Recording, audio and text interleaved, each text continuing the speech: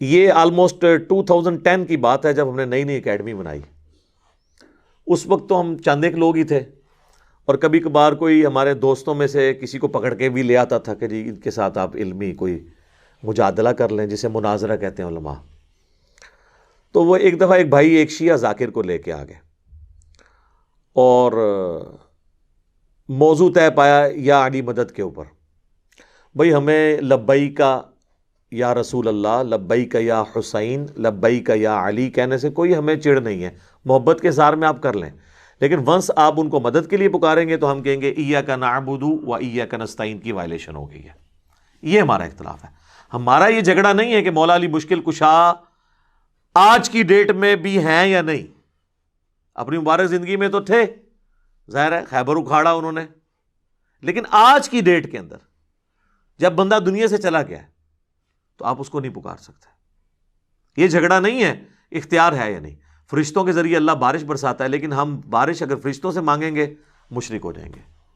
سورج کے ذریعے سارا دنیا کا نظام چل رہا ہے اس کی روشنی کی وجہ سے، لیکن ہم المدد یا سورج کہیں گے تو مشرک ہو جائیں گے، کیونکہ ہم اسباب کو پکار نہیں سکتے. اسباب صرف اختیار کرنے ہیں، اور وہ بھی ظاہر ہے وہی کریں گے جو سامنے موجود ہے. اس کا قرآن میں حکم موجود ہے، وَتَعَاوَنُوا عَلَى الْبِرِّ وَالتَّقْوَى وَلَا تَعَاوَنُوا عَلَى الْإِثْمِ وَالْعُدْوَانِ. نیکی اور پرہیزگاری کے کاموں میں ایک دوسرے کی مدد کرو اور برائی کے کاموں میں ایک دوسرے کی مدد نہ کرو. ظاہری اسباب ہے. بہرحال وہی رٹے رٹائے ان کے وہ جو ہوتے ہیں لیم ایکسکیوزز، وہ آلریڈی ہم نے ریسرچ پیپر کے اندر ڈالے ہوئے ہیں. تو وہ آئے تو وہ کہتے ہیں جی غیر اللہ سے مدد مانگنا آپ کس طرح شرک کہتے ہیں. میں نے کہا ہم کہتے ہیں غیر اللہ سے مدد جو سامنے ہے آپ لے سکتے ہیں، نہ ہم غیر اللہ کو پکارنے کو شرک کہتے ہیں، نہ ہم یہ کہتے ہیں کہ کوئی شخص دور سے نہیں سن سکتا، اللہ چاہے تو سنا سکتا ہے. حضرت سلیمان علیہ السلام کو کیڑی کی آواز سنوا دی تھی، ہمیں تو کوئی حرج نہیں ہے. یہ جھگڑا نہیں ہے کہ دور سے کوئی سن نہیں سکتا یا کسی کو یا کہہ کے پکار نہیں سکتے.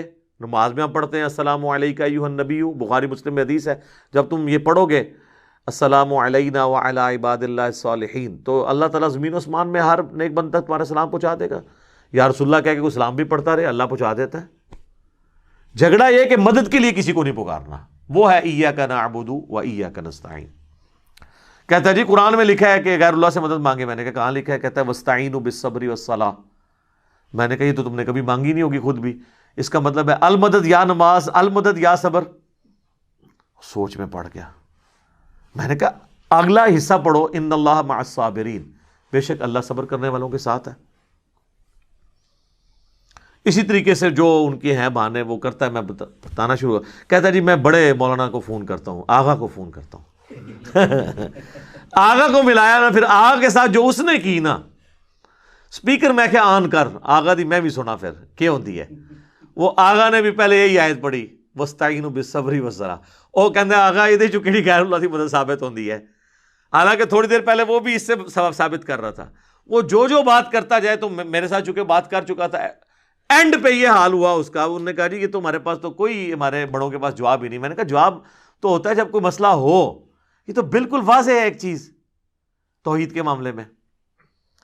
تو یہ ایک میری زندگی میں ایک اچھے واقعات میں سے ایک واقعہ ہے. ایک دوسرا واقعہ میں آپ کو سناتا ہوں. یہ آلموسٹ بات ہے 2012 کی. ہم لوگ I-10 کی مسجد میں نماز ان دنوں پڑھتے تھے، دارالاسلام مسجد اہل حدیث کی، اور پاس ہمارا ایک مکان ہم نے کرائے پہ لیا تھا، بیچلرز رہتے تھے ہم. تو وہاں پہ ایک شیعہ عالم تھے، محقق عالم، ذاکر نہیں عالم، فوت ہو گئے ہم، اللہ تعالیٰ ان کی مغفرت کرے. بڑا ان کے ساتھ میرا اچھا ایک تعلق تھا، شجاع عباس صاحب. تو انہوں نے مجھے اپنے گھر بلایا کہ جی آئیں افطار وغیرہ ہمارے ساتھ کر لیں. میں نے کہا ٹھیک ہے. 2-3 دوستوں کے ساتھ وہاں 7-8 ہمارے بھائی بیٹھے ہوئے تھے جو اہل تشیع مکتب سے تھے. تو کہنے لگے انجینئر صاحب آپ بڑی مدلل گفتگو کرتے ہیں، اور توحید کے معاملے میں آپ کے ساتھ ایگری کرتا ہوں، میں بھی صرف اللہ ہی کو پکارتا ہوں، لیکن آپ یہ نہ کہا کریں کہ یا علی مدد شرک ہے. آپ یہ کہا کریں کہ یہ بھی جائز ہے لیکن بہتر ہے کہ اللہ کو پکارا جائے. میں نے کہا یار توحید کے اوپر تو کمپرومائز نہیں ہو سکتا. حسین ابن علی نے گردن کٹائی ہے تو توحید کے لیے. ہمارے محبوب صلی اللہ علیہ وآلہ وسلم نے اگر تکلیف اٹھائی ہیں، اور سارے نبیوں نے، وہ توحید کو اسٹیبلش کرنے کے لیے. تو میں نے کہا یہ واضح ہے ایاک نعبد و ایاک نستعین، تو کہتے ہیں جی اس میں تو ہے کہ تیری عبادت کرتے ہیں، تجھی سے مدد مانگتے ہیں، یہ تو نہیں ہے کہ کسی اور سے نہیں مانگتے۔ دیکھیں ایک پڑھے لکھے بندے کو زیب دیتا ہے کہ جب تجھ سے ہی کا یہ مطلب، میں نے خیر for the sake of argument میں نے کہا ایگری کرتا ہوں آپ کے ساتھ، میں نے کہا میرے بھائی قرآن لے کے آئیں، اور میں نے کہا یہ آپ کی جو آڈینس ہے نا، آپ کے اسٹوڈنٹس جو بیٹھے ہیں ادھر، یہ فیصلہ کریں گے۔ میں آپ کو قرآن سے ایک آیت ایسی نکال دیتا ہوں جس میں لکھا ہے کہ اور کسی سے نہیں مانگنا۔ کہتے ہیں کدھر لکھا ہے؟ میں نے کہا لائیں آپ، وہ لے کے میں نے کہا جناب سورہ نمل کھولیں، پارہ نمبر 20 کا پہلا صفحہ نکالیں اور اس میں آیت نمبر 62 آپ پڑھیں۔ اعوذ باللہ من الشیطان الرجیم، بسم اللہ الرحمن الرحیم، امن یجیب المضطر اذا دعاہ، بھلا بتاؤ تو کون ہے جو مصیبت اور پریشانی میں گھرے ہوئے شخص کی فریاد کو، دعا کو سنتا ہے، وَيَكْشِفُ السُّوءَ، اور اس سے اس کی برائی کو، تکلیف کو دور کر دیتا ہے، وَيَجْعَلُكُمْ خُلَفَاءَ الْأَرْضِ، اور تمہیں خلیفہ کرتا ہے زمین پہ اگلوں کا، یعنی تمہارے ماں باپ مرتے ہیں تو تم خلیفہ بنتے ہو، تم مرو گے تمہاری اولاد۔ اِلَٰهٌ مَّعَ اللَّهِ، کیا اللہ کے ساتھ اور الہ بھی ہے جس کی یہ کوالٹی ہو کہ وہ مشکل اور پریشانی میں گھرے ہوئے شخص کی فریاد کو سنے اور اس کی تکلیف کو دور کرے؟ قَلِيلًا مَّا تَذَكَّرُونَ، لیکن نصیحت تو بہت کم ہی تم حاصل کرتے ہو۔ تو میں نے کہا کہ اللہ تعالیٰ نے اس میں فرما دیا ہے کہ اللہ کے سوا اگر کسی اور ہستی کے بارے میں یہ تمہارا عقیدہ ہے نا کہ وہ تمہاری تکلیف دور کرتی ہے اور دعا کو سنتی ہے، تو گویا وہ الہ ہے تمہارا دوسرا جعلی الہ تم نے بنایا ہوا ہے، چاہے وہ کوئی پیغمبر ہو، فرشتہ ہو، جن ہو، بزرگ ہو یا بابا ہو، وہ گویا آپ نے الہ بنا لیا۔ میں نے کہا جی بتائیں یہ میں نے ترجمہ ٹھیک کیا؟ ماشاءاللہ ان کو فارسی بھی آتی تھی، عربی بھی آتی تھی، انگلش بھی آتی تھی، اردو بھی، بیسیکلی وہ انڈین کشمیر کے رہنے والے تھے۔ تو کہتے ہیں جی یہ ترجمہ تو آپ کا ٹھیک ہے، لیکن میں نے کہا لیکن نہیں، اب عوام سے فیصلہ کرواتے ہیں۔ لیکن تو اب ختم ہو گیا نا، آیت کے بعد جب ایک واضح بینات میں سے کوئی چیز آ جائے، وہاں جتنے بیٹھے تھے ان کا جی یہ سب آپ کی بات جو ہے نا 100% ٹھیک ہے، اس میں بالکل واضح موجود ہے کہ آپ نے کسی اور کو نہیں پکارنا۔ تو اگر کوئی کہتا ہے یا شیخ عبد القادر جیلانی المدد نعوذ باللہ، تو وہ گویا حضرت عبد القادر جیلانی کو الہ مان رہا ہے، قرآن یہ کہہ رہا ہے۔ ہاں المدد کے بغیر کہتا رہے قیامت تک کہتا رہے، کوئی نہیں سننی کسی نے، نہ کسی نے جواب دینا ہے۔ سورۃ الاحقاف میں آیا کہ جن ہستیوں کو تم پکار رہے ہو نا، نہ تو وہ تمہاری آواز سنتے ہیں، الٹا قیامت والے دن تمہارے دشمن بن جائیں گے۔ اور اس طرح کا ٹاپک قرآن پاک میں کئی جگہ ہے۔ تو ٹھیک ہے آپ لگے رہے، کوئی فرق نہیں پڑنا، المدد نہ بولیں، ویسے آپ جتنے مرضی نعرے لگانے ہیں، جس کے مرضی لگائیں، وہ آپ مجھے بھی پکارتے رہے دنیا میں کہیں بیٹھ کے، مجھے بھی نہیں پتہ چلنا، نہ آپ کو میں نے کوئی جواب دینا ہے۔ لیکن جیسے ہی آپ کہیں گے نا المدد، میری فریاد رسی کو پہنچیں، میری تکلیف دور کر دیں، سر پھر یہ معاملہ شرک میں چلا جائے گا۔ خواہ کسی مرے ہوئے کو پکاریں، خواہ کسی ایسے زندہ کو پکاریں جسے آپ سامنے دیکھ نہیں رہے یا اس سے کمیونیکیٹ نہیں کر رہے۔ ایک تو آپ فون پہ کمیونیکیٹ کر لیں، وہ پھر اسباب میں آ جائے گا، وہ بالکل ٹھیک ہو جائے گا۔ ایک تیسرا واقعہ آپ کو سناتے ہیں، یہ بات ہے 2012 ہی کی۔ ہمارے آفس میں ایک کولیگ تھے، ہم دوسرے کسی آفس میں گئے تو ہم دونوں، تو وہاں پہ ایک دعوت اسلامی کے بھائی تھے، وہاں پہ امامت کرواتے تھے، تو انہوں نے دیکھا ہمیں جب سنت کے مطابق رفع الیدین سے نماز پڑھتے ہوئے، تو انہوں نے کہا یہ نجدی کی طرح یہ کون سے نجدی ہیں جو ہمارے پیچھے نماز پڑھتے ہیں؟ حالانکہ اہل حدیث کے نزدیک تو بریلویوں کے پیچھے نماز نہیں ہوتی، بریلویوں کے نزدیک ان کے پیچھے نماز نہیں ہوتی۔ تو اسی وجہ سے ان کے دل میں ہمارے لیے نرم گوشہ پیدا ہوا، کرتے کرتے انہوں نے ہمیں اپنے گھر دعوت پہ بلا لیا، اور ہم نے موقع غنیمت جانا، ان دنوں ہمیں شوق تھا کہ چلیں لوگوں سے بات کریں، تو گئے تو اسی نیت سے کہ ان کو توحید کی بات کریں گے۔ اس نے آگے سے جال حق نکال لی مفتی احمد یار خان نعیمی صاحب کی، جو ہم نے 1994 میں پڑھی ہوئی تھی۔ اس جال حق میں جتنے شیطانی وسوسے ہیں نا توحید کے خلاف، ان سب کا جواب اس پمفلٹ دعا صرف اللہ ہی سے میں موجود ہے۔ اچھا، وہ جناب گفتگو ہوتے ہوتے کہتا جی قرآن سے کوئی ایسی آیت بتائیں جس میں اللہ تعالیٰ نے نبیوں سے مانگنے کو منع کیا ہو۔ میں نے کہا جی موجود ہے، کہتے جی کدھر؟ میں نے کہا سورۃ المائدہ کی آیت نمبر 75، مل مسیح ابن مریم الا رسول، عیسیٰ ابن مریم تو نہیں تھے مگر ایک رسول ہی، قد خلت من قبلہ الرسل، اور ان سے پہلے بھی کئی رسول گزرے ہیں، وامہ صدیقہ، اور ان کی ماں سچی عورت تھی، بیٹا اولو العزم پیغمبر، 5 پیغمبروں میں سے محمد رسول اللہ، ابراہیم خلیل اللہ، موسیٰ کلیم اللہ، اور نوح صفی اللہ، اور عیسیٰ روح اللہ۔ یہ 5 اولو العزم پیغمبر ہیں جو سورہ الشورى اور سورۃ الاحزاب میں اللہ نے بتائے ہیں۔ کوئی پیغمبر ان کے لیول کا نہیں ہے، ان میں سے ایک عیسیٰ ابن مریم ہے، اولو العزم پیغمبر، اور ماں اولیاء کی سردار، پیغمبر کی ماں، کون سا ولی اس کا مقابلہ کر سکتا ہے؟ جس کو اللہ تعالیٰ نے چن لیا، آل عمران کو، ان کے نام پہ صورت ہے۔ ان کے والدہ نے منت مانی تھی نا کہ مجھے ایک بیٹا ملے تو ہیکل سلمانی، ٹیمپل آف سلیمان کی خدمت کے لیے میں اسے وہاں کے لیے وقف کر دوں گی، وہ مجاور ہوگا وہاں کا، اور وہ درگاہ چلائے گا۔ درگاہ یعنی یہ وہ پیری مریدی والی درگاہ نہیں، توحید والی ہے، جس طرح ہماری بھی یہ دار ارکم ہے، ہم اسے اکیڈمی بھی کہتے ہیں، اور یہ ہماری خانقاہ بھی ہے جہاں پہ ہم توحید کی دعوت پیش کرتے ہیں۔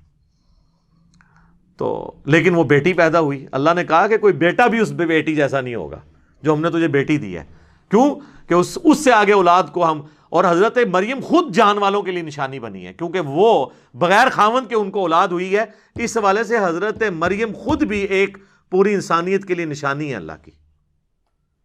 پیغمبر نہیں تھی لیکن بہت بڑی اللہ کی نشانی ہے۔ یہ 3 ہی بندے ہیں، حضرت آدم، سیدہ مریم اور عیسیٰ ابن مریم، جن کے ساتھ یہ یونیک کیس ہے۔ آدم کے نہ ماں نہ باپ، اور حضرت مریم کو بغیر خاوند کے اولاد، اور حضرت عیسیٰ علیہ السلام کی ماں تھی، باپ کوئی نہیں تھا۔ اس حوالے سے ان تینوں کی کوئی اور آپ مثال نہیں پیش کر سکتے۔ تو دونوں آگے اللہ فرماتا ہے کان یاکلان الطعام، دونوں کھانا کھانے کے محتاج تھے۔ میں نے کہا دیکھ لو، اللہ تعالیٰ کہہ رہا ہے وہ بھی محتاج تھے، اور کس کے؟ روٹی کے۔ اب آپ نے کہنا ہے پیغمبر روٹی کا محتاج ہو گیا، پھر روٹی کا مرتبہ زیادہ ہو گیا، یہی کہانیاں کرا دینا۔ اچھا جی، وہ اگر چڑیا اڑ سکتی ہے تو بزرگ کیوں نہیں اڑ سکتے؟ تو اڑے نا یار، دکھائیں اڑ کے۔ تو اگلی بات ہے کہ بزرگوں کے ماننے والے تو چڑیا سے افضل ہے نا، اشرف المخلوقات ہے نا، تو ماننے والے کو اڑ کے دکھا دے تو ہم کہہ دیں گے ٹھیک ہے، ورنہ آپ چڑیا سے بھی گئے گزرے ہیں، چڑیا اڑ سکتی ہے۔ یار چڑیا کو اللہ نے کیپیبلٹی دی ہے، انسان کو نہیں دی ہے، اس سے افضلیت غیر افضلیت کا کیا فرق پڑتا ہے؟ تو اللہ فرماتا ہے روٹی کھانے کے محتاج سے۔ انظر کیف نبین لہم الآیات، تم دیکھو ہم اپنی آیات کس طرح کھول کر بیان کرتے ہیں۔ ثم انظر، پھر تم ان کی طرف دیکھو، انا یؤفکون، یہ کہاں گرے جاتے ہیں۔ اللہ فرماتا ہے اس سے زیادہ میں کیسے سمجھاؤں کہ روٹی کا محتاج کوئی ہو اور اس کو یہ مشکل کشا بنائے بیٹھے ہیں۔ دیکھو ہم آیات کھول کے بیان کرتے ہیں اور ان کا گیر الٹا ہی لگا ہوا ہے۔ اگلی بات، قل اتعبدون من دون اللہ، اے نبی ان کرسچن سے کہو اللہ کو چھوڑ کر عیسیٰ اور ان کی ماں، ان کو تم ان کی عبادت کر رہے ہو۔ ما لا یملک لکم ضرا ولا نفعا، جو نہ مالک ہیں تمہارے کسی نقصان کے نہ کسی نفع کے۔ میں نے کہا دیکھ لو یہاں پہ آ گیا، کہتا تو ہم تو نبی الاسلام کی یا بزرگوں کی عبادت نہیں کرتے، یہاں تو آیا تھا عبادت کرتے ہو ایسے کی۔ تو عیسائیوں کو اللہ نے اس لیے کہا ہے کہ وہ عبادت کرتے تھے، ہم تو نبی الاسلام کو اللہ کا بندہ مانتے ہیں اور نماز میں عبدہ و رسولہ پڑھتے ہیں۔ میں نے کہا نا، پرانیاں گلاں، پرانے بہانے، پرانے بزرگ، اگے پڑھ، ما لا یملک لکم ضرا ولا نفعا، عیسیٰ اور ان کی ماں نہ تمہارے کسی نفع کے مالک ہے نہ نقصان کے۔ میں نے کہا عبادت کرنا چھوڑ، نہ کر عبادت۔ اللہ تو یہ کہہ رہا ہے کہ عیسیٰ مشکل کشا ہے ہی نہیں، ان کی ماں ہے ہی نہیں، نہ وہ کسی کو نفع دے سکتے ہیں نہ نقصان۔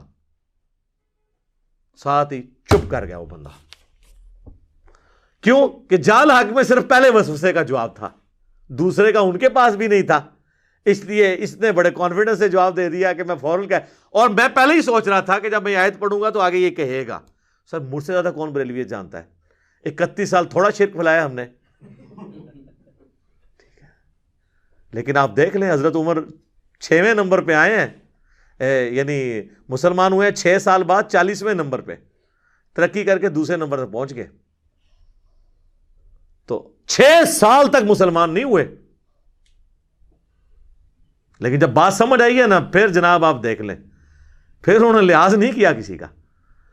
تو میں نے کہا دیکھ، ایک تو یہ مسئلہ حل ہوا، اور دوسرا دیکھ تجھے یہ پٹی پڑھائی گئی تھی کہ بت من دون اللہ ہوتے ہیں، اور اولیاء اللہ اور انبیاء کو ہم من دون اللہ نہیں کہہ سکتے۔ تو دیکھ یہاں پہ اللہ نے عیسیٰ اور ان کی ماں کو بھی کہا ہے قل اتعبدون من دون اللہ، اللہ کو چھوڑ کر یہ ہستیاں۔ تو من دون اللہ پیغمبر بھی ہو سکتے ہیں جب کہ ان کو اللہ کے مقابلے پر کھڑا کیا جائے۔ اچھا، اس میں پیغمبروں کا قصور نہیں ہے، ویسے ہم بھی مانتے ہیں کہ وہ اللہ کی پارٹی ہیں، حزب اللہ ہیں پیغمبر، اور جو شیاطین ہیں وہ اور ان کے فالورز وہ حزب الشیطان ہیں، ان معنوں میں وہ اللہ کی پارٹی ہیں۔ لیکن جب توحید کا معاملہ آئے گا نا، پھر جو پیغمبر بھی سامنے کھڑا کیا جائے گا نا، تو پھر اللہ تعالیٰ اس چیز کا بھی لحاظ نہیں کرے گا۔ اور سورۃ المائدہ کی آپ آیت نمبر 17 میں دیکھیں نا، اللہ تعالیٰ فرماتا ہے لقد کفر الذین قالوا ان اللہ هو المسیح ابن مریم، بے شک وہ کفر کر رہے ہیں جو کہہ رہے ہیں کہ عیسیٰ ابن مریم ہی اللہ ہیں۔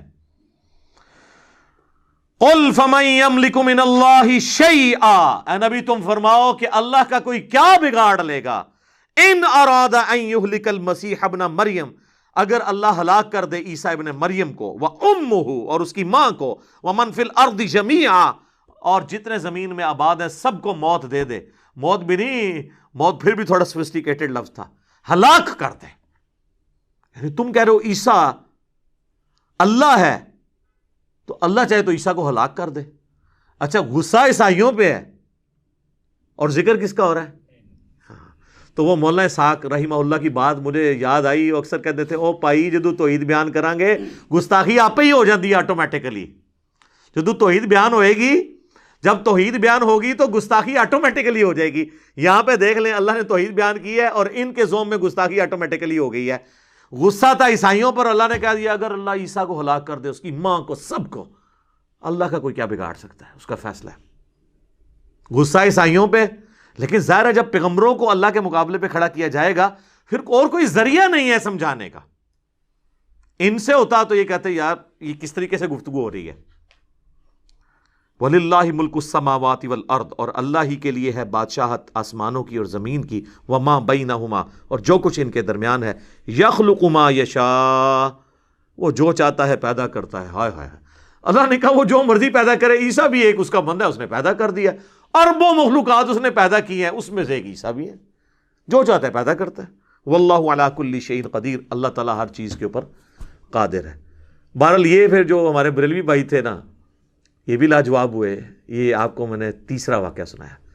باتیں بہت ساری کی جا سکتی ہیں، لیکن میں آج کی گفتگو کو کنکلوڈ کرتا ہوں اس حدیث کے اوپر جو صحیح بخاری اور صحیح مسلم دونوں میں موجود ہے۔ انشاءاللہ اگلی کلاس کا بھی کچھ حصہ میں اسی 48 نمبر آیت پہ لگاؤں گا، کچھ امپورٹنٹ باتیں میں نے مزید ڈسکس کرنی ہے۔ بہرحال یہاں پہ میں وہ حدیث ڈسکس کروں جو ایک حدیث 3 عقیدے آپ کے کلیئر کر دے گی۔ نمبر 1 عقیدہ علم الغیب، نمبر 2 عقیدہ حاضر و ناظر، اور نمبر 3 عقیدہ استعانت، غیر اللہ سے مدد کے لیے پکارنا۔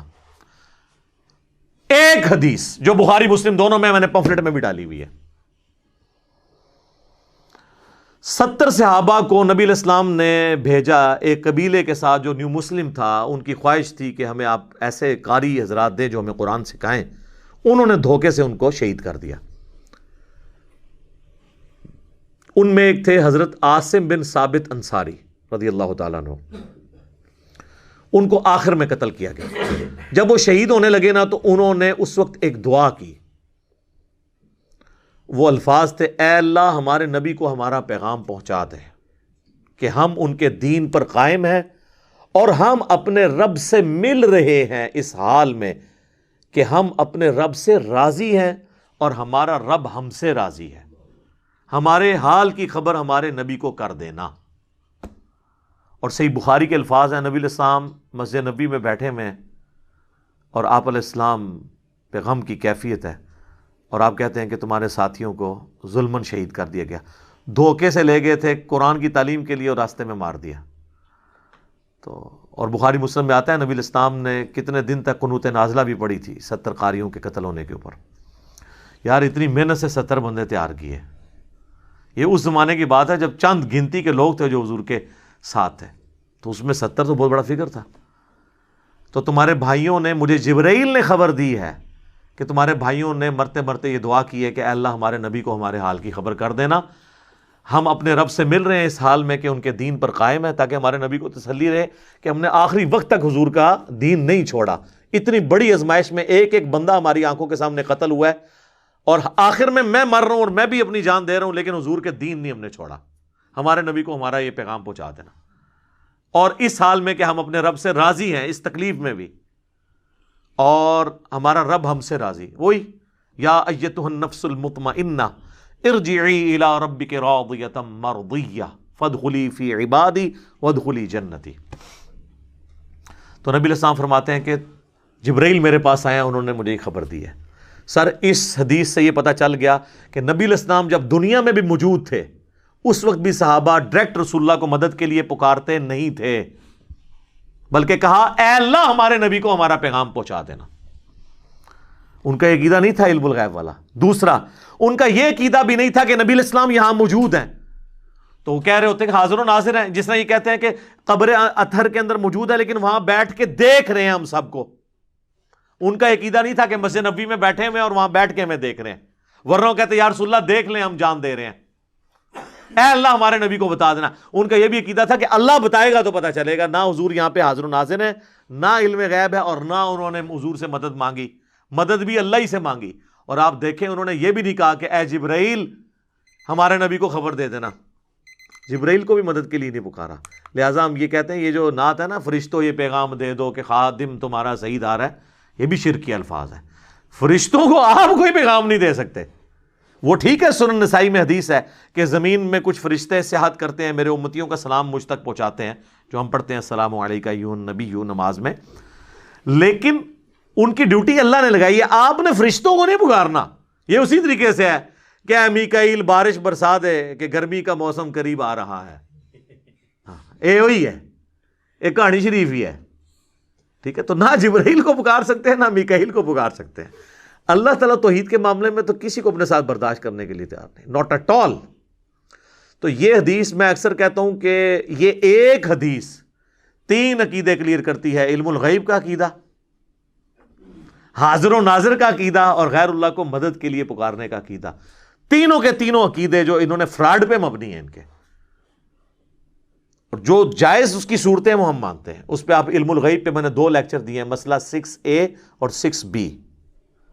6A علم الغیب سے متعلق ہے، 6B کشف الہام اور خوابوں سے متعلق، مسئلہ نمبر 7 حاضر و ناظر سے متعلق ہے، اور استانت کے اوپر مسئلہ نمبر 3 ہے، اور اسی پہ ریسرچ پیپر نمبر 3 ہے، دعا صرف اللہ ہی سے۔ تو میری تو خواہش تھی کہ آج یہ گفتگو مکمل ہو جاتی، لیکن ابھی بھی کچھ چیزیں ہیں وہ انشاءاللہ میں اگلی دفعہ ڈسکس کروں گا۔ اللہ تعالیٰ سے دعا ہے جو حق بات میں نے کہی اللہ تعالیٰ ہمارے دلوں میں راسخ فرمائے۔ اگر جذبات میں میرے منہ سے کوئی غلط بات نکل گئی تو اللہ تعالیٰ ہمارے دلوں سے اسے محو کر دے، دھو دے، ہمیں معاف بھی فرما دے، ہمیں کتاب و سنت کی تعلیمات پر عمل کر کے دوسرے بھائیوں تک پہنچانے کی توفیق عطا فرمائے۔ سبحانک اللہم و بحمدک، اشہد ان لا الہ الا انت، استغفرک و اتوب الیک، وما علینا الا البلاغ المبین۔ جزاکم اللہ خیرا۔